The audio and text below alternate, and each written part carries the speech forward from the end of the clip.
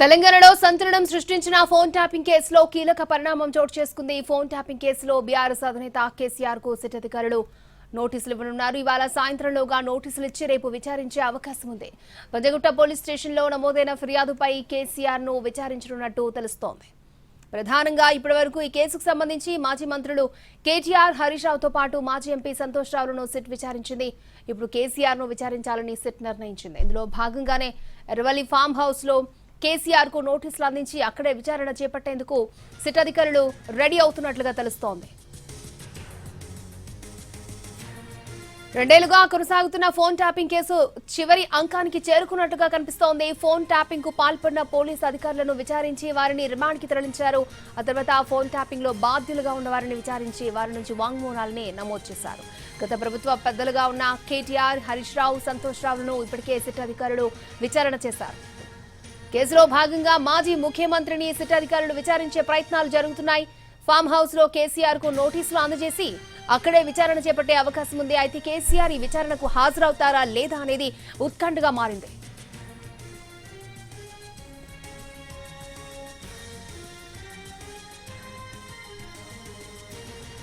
ఈ కేసులో ఇప్పటికే కేటీఆర్, హరీష్ రావు, సంతోష్ రావులను సిట్ క్వశ్చన్ చేసింది. ముగ్గురికి సిఆర్పీసీ సెక్షన్ 160 కింద నోటీసులు ఇచ్చి విచారణ చేసింది సిట్. కమాండ్ కంట్రోల్ సెంటర్ లో కాసేపట్లో సిట్ అధికారులు భేటీ కాబోతున్నారు. కేసీఆర్ కి ఎవరున్న నోటీసులపై చర్చించనున్నారు. కేసీఆర్ ఇంటి దగ్గర లేదా ఫామ్ హౌస్ లో నోటీసులు ఇచ్చేదానిపై చర్చించనున్నారు. సాయంత్రంలోగా కేసీఆర్ కి నోటీసులు ఇవ్వాలని నిర్ణయించినట్టుగా తెలుస్తోంది.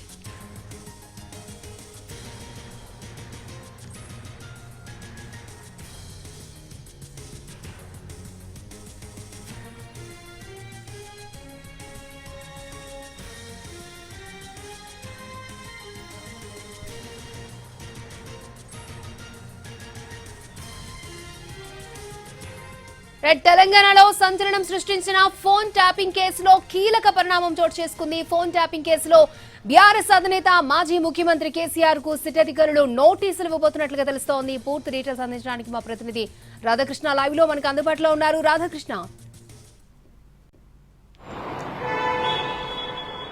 అక్షయ ఊహించినట్లుగానే ఫోన్ ట్యాపింగ్ కి సంబంధించిన కేసులో కేసీఆర్ కి నోటీసులు జారీ చేసేందుకు సిట్ అధికారులు అయితే రంగం సిద్ధం చేస్తున్నారు. ఇవాళ మధ్యాహ్నం కమాండ్ కంట్రోల్ సెంటర్ లో సిట్ బృందం, ప్రభుత్వం నియమించిన హైదరాబాద్ సిపి ఆధ్వర్యంలో ఉన్న సిట్ బృందం ప్రత్యేకంగా సమావేశం కాబోతుంది. ఈ సమావేశం తర్వాత సిట్టు నోటీసులు జారీ చేసేందుకు అవసరమైన ఏర్పాట్లు చేయబోతుంది. అయితే ఈ సిట్టుకు సంబంధించిన అధికారులు కేసీఆర్ కి ఎక్కడ నోటీసులు ఇస్తారనేది ప్రస్తుతం తేలాల్సి ఉంది. ఎందుకంటే ప్రస్తుతం కేసీఆర్ ఫామ్ హౌస్ లో ఉంటున్నారు కాబట్టి మరి ఫామ్ హౌస్ కు వెళ్లి అక్కడ నోటీసులు జారీ చేస్తారా, లేదా అధికారిక నివాసం కేసీఆర్ కి సంబంధించింది నందీనగర్ లో ఉంది కాబట్టి నందీనగర్ కు వెళ్లి అక్కడ ఉన్న ఇంట్లో ఉన్న వాళ్ళకి కానీ లేదా అక్కడ ఉన్న సెక్యూరిటీ సిబ్బందికి కానీ నోటీసులు ఇస్తారా అనేది కూడా వేచి చూడాల్సి ఉంది. కొంత ఉత్కంఠత అయితే ఒకవైపు కొనసాగుతుంది. అలాగే ఒకవేళ కేసీఆర్ నోటీసులు కనుక తీసుకుంటే సిట్ అధికారులు జరిపే విచారణకు హాజరవుతారా లేదా, ఇదొక టెన్షన్, ఉత్కంఠత ఒకవైపు అయితే కొనసాగుతుంది. మరి లీగల్ ఒపీనియన్ కి ఏమన్నా వెళ్తారా, లేదా సిట్ ఒకవేళ నోటీసులు జారీ చేస్తే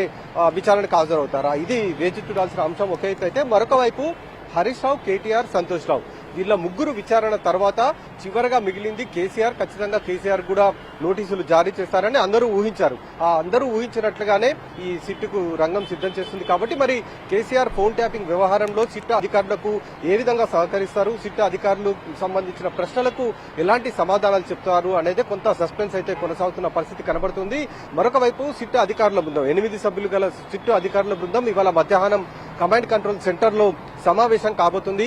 ఈ సమావేశంలో కేటీఆర్, హరీష్ రావు, సంతోష్ రావులు చెప్పిన స్టేట్మెంట్లు ఏవైతే ఉన్నాయో వీటన్నిటిని ఆధారంగా ఒక నిర్ణయానికి వచ్చే అవకాశం కనబడుతుంది. అలాగే ఎస్ఐబికి సంబంధించిన పొలిటికల్ వింగ్ ఏదైతే ఉందో ఈ వింగ్ దాదాపు 6,000కు పైగా కూడా ప్రొఫైల్స్ తయారు చేసినట్లు కూడా గుర్తించడం జరిగింది. అంటే పొలిటికల్ ప్రొఫైల్స్ దాదాపు 6,000 మందివి తయారు చేసినట్లు కూడా సిట్ అధికారులు తాజాగా జరిపిన దర్యాప్తులో గుర్తించడం జరిగింది.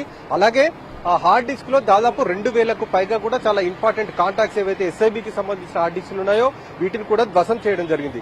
ఎప్పుడైతే 2024లో ఎన్నికల ఫలితాలు వచ్చాయో అదే రోజు ఈ హార్డ్ డిస్క్ల ధ్వంసం కానీ ఈ ప్రొఫైల్స్ ఏవైతే ఉన్నాయో వీటన్నిటిని కూడా ధ్వంసం చేయడం జరిగింది. కాబట్టి ఇవి ఎవరు చెప్తే ధ్వంసం చేశారన్న దానికి సంబంధించి ముందుగా ప్రణీత్ రావుని విచారించారు. ఆ తర్వాత వరుసగా పోలీసు అధికారులు దాదాపు 5గురు ఈ కేసులో అరెస్ట్ కావడం జరిగింది. ఆ తర్వాత చివరిగా ఎస్ఐబి చీఫ్ ప్రభాకర్ రావును కూడా అమెరికా నుండి పిలిపించి అతను కూడా విచారించడం జరిగింది.